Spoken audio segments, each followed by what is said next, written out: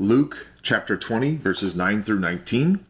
Jesus has just dealt with the question from the chief priests and the teachers of the law about who he's getting his authority from. Jesus does not answer their question. He reveals instead their hearts, and then he goes on to give them this parable, which will talk about A, actually their question about the answer of authority, but B, more importantly, about the fulfillment of a text that we've already brought up, which is Psalm 118. Now that psalm was really important with the arrival of Jesus into Jerusalem, but we're going to see how it shows up in importance here yet again. This time not for the so much for the city of Jerusalem, but for the cornerstone that the builders have rejected. All right, so we first start with, he went on to tell the people this parable. Now, the leaders are there, but he's speaking to the people. A man planted a vineyard, rented it to some farmers, and went away for a long time. So we'll just hop over to our plot arc and begin to bring that in here. Went away for a long time, so let's go back to our plot arc. We'll start in verse 9. A man plants a vineyard. And this vineyard, by the way, is a picture for the nation of Israel, the Lord's people. At harvest time, and we could just pull that up real quick. We're going to highlight that one little bit. Planted a vineyard. This is a picture for Israel. The man over here, we'll just do that one in yellow. This is God. And then he rented it to some farmers. So we'll highlight them in red, just kind of keep our characters clear. And this would be the leaders of Israel.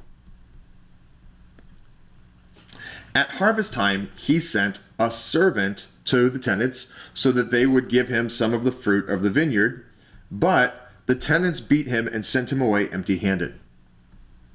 He sent another servant, but that one they also beat and treated shamefully and sent away empty-handed. He sent still a third, and they wounded him and threw him out. So we'll march through these verses. In summary, well, let me come back here. We'll just quickly go in summary verses, and let me kind of reposition that a little bit. Verses 10 through verse 12. 3 servants come to collect the profit and are all beaten and turned away.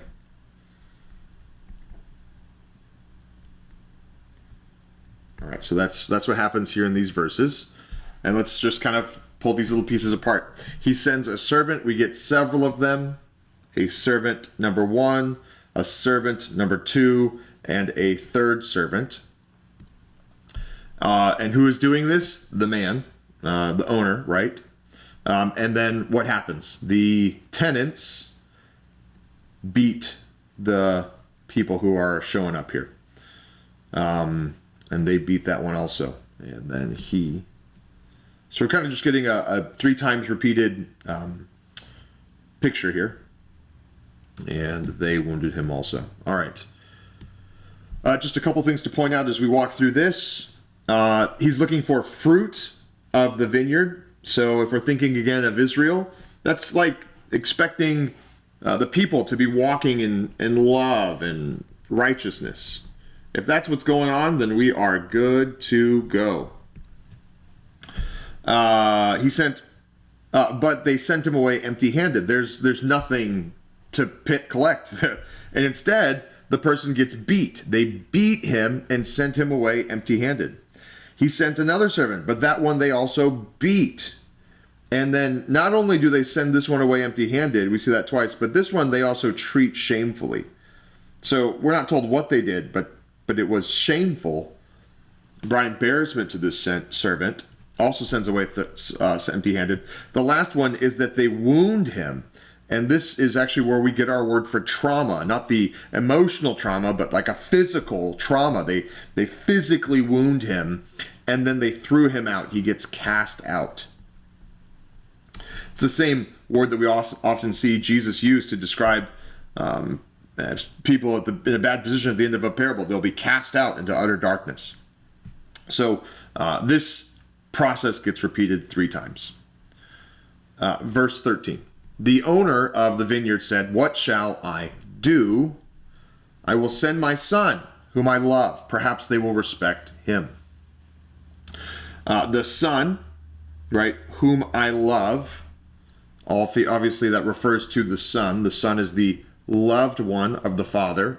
Loved one of the father. And the thought is perhaps they will respect him. They will give him the honor that he's due. After all, it's the owner's son here. So back to the owner. What color do we use? A man. Okay, so the owner of the vineyard sends his son, and we'll go purple for the son. Send my son. Perhaps they will respect him. And obviously they do not. These guys do not do that, but we'll come to that in just a moment.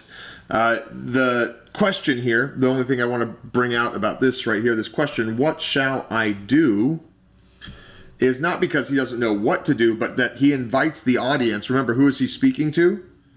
He is speaking to the people. So when he does this, he invites us to enter in to the owner of the vineyard's mind. What would we do in this scenario? And at this point, verses 10 through 12, these 3 servants who have already gone out, what we see here is that the owner is merciful. Probably more merciful than any of us would be willing to be. We would be sending in the cavalry by this point. But how merciful is the owner? He goes further. He gives them another chance to do what is right. I will send my son, whom I love. Perhaps they will respect him. So, coming back over here, verse 13, the owner sends his loved son. And then that brings us to verse 14. But when the tenants saw him, so we've got them back in red, and him is the son. When the tenants saw him, they talked the matter over. This is the heir, they said. Let's kill him, and the inheritance will be ours. So they threw him out of the vineyard and killed him. This is the heir, they said. Let's kill him. So they threw him out of the vineyard and killed him. All the son here, right? And the tenants, they talked the matter over. They said, let's kill him. Let's kill him. The inheritance will be ours. They threw him out of the vineyard and killed him. So for verse 14 gives us their deliberation, their choice. Verse 14, they talk and choose to kill the son. I'm going to put in parentheses here, the heir. They choose to kill the son and collect the inheritance. That's what they want. They want the inheritance.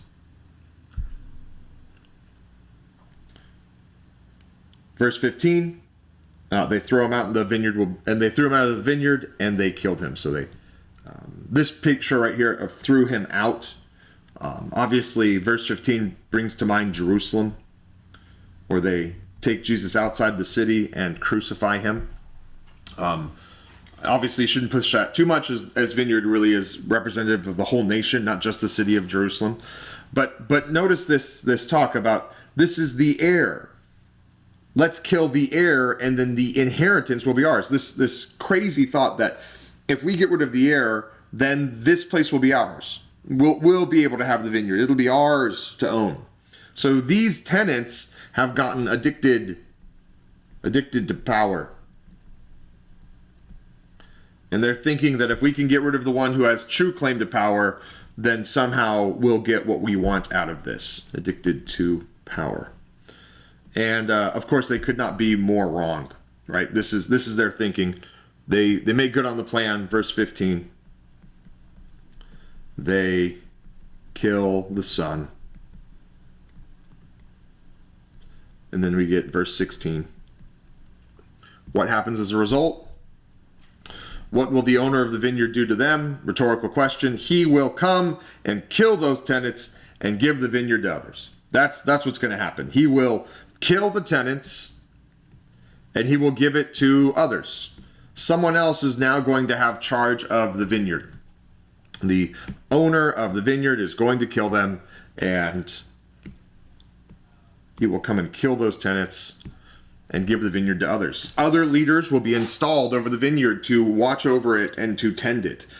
If we're looking at kind of the rest of what's going to come, Jesus is going to get rid of the priesthood, get rid of the Pharisees and the Sadducees, all of them, and give the vineyard to others. And now, indeed, the people of God is expanded, and the shepherds of God's people, those tending the vineyard, are different. They are not these old priesthoods, for sure. So this ends terribly for the tenants. The tenants are killed and replaced. And then we get verse 17. Oh, of course, right. We got this little piece in the middle. When the people heard this, they said, "God forbid," right? The story is gut-wrenching, and it should be gut-wrenching for us. We should be thinking when we hear stuff like this, how, like, may this never be, this should never happen. So that gut-wrenching piece is supposed to be there for us. Jesus looked at them directly and asked, "What is the meaning of that?" And this is at them. This is now the leaders, right? This is not the crowds anymore. This is the leaders.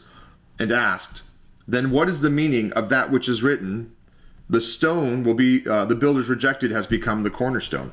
This is Psalm 118. And if you were to look specifically at verses 22 through 24, you would see that it starts, "The stone the builders rejected has become the cornerstone."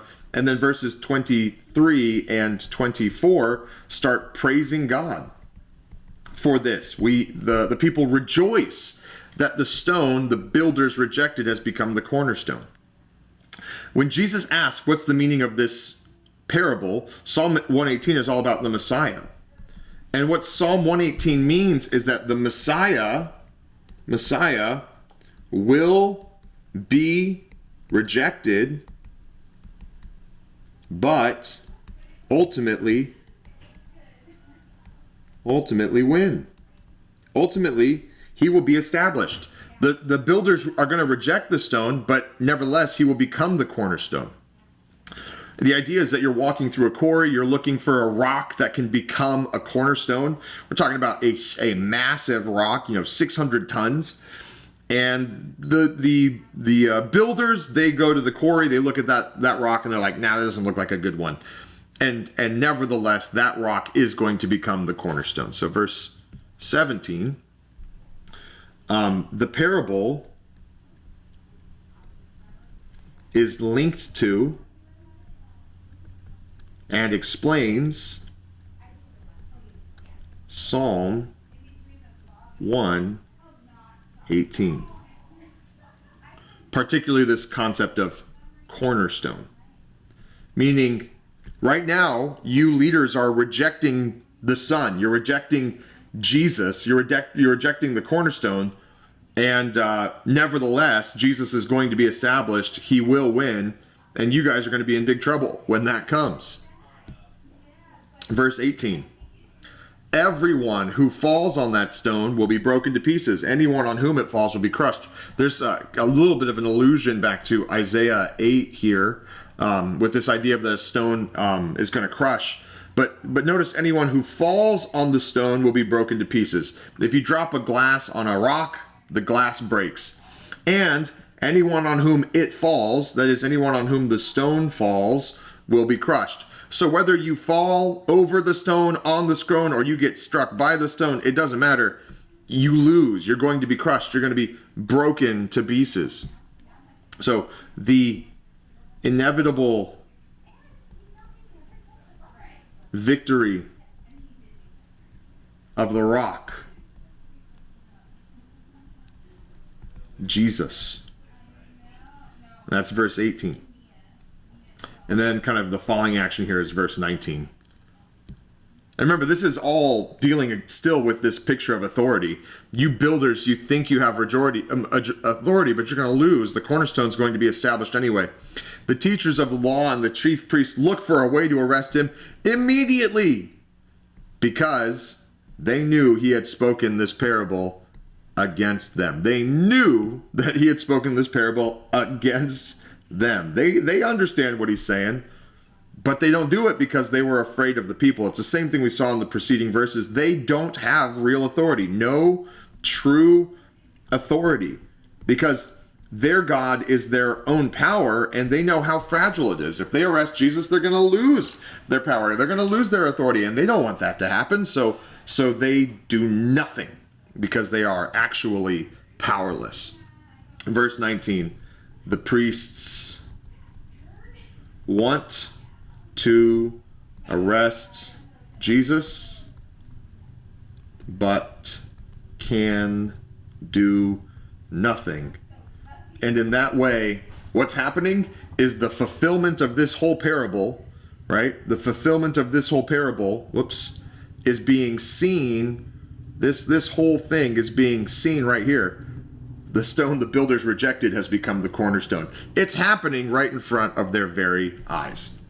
So this is just a super cool parable. It answers the question of Jesus' authority. His authority comes from the Father, and he does this in a way that proves that, hey, you guys, you don't even have real authority. So just a super cool passage, a super cool text, and I hope that that's a blessing for you as you think about the authority of Jesus.